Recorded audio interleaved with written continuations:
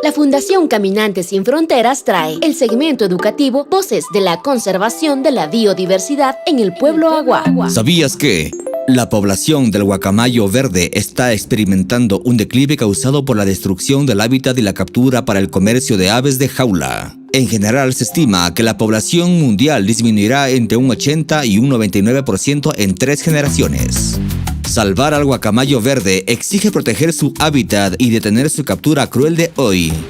Es un mensaje de Voces de la Conservación con la colaboración de la Federación de Centros Agua del Ecuador, el apoyo del Fondo de Alianzas para los Ecosistemas Críticos y Fundación Futuro Latinoamericano.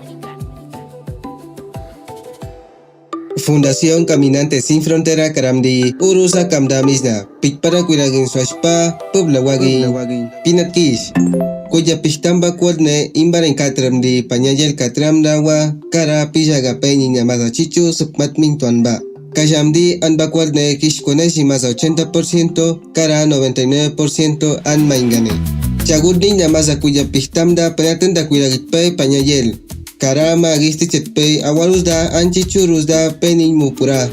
Ane masakainami pikpara kuiragi nyen waindu Federación de Centros Agua del Ecuador Gaza, Kara que waindu Fondo Alianzas para el Ecosistema Críticos, Kara Fundación Futuro Latinoamericano.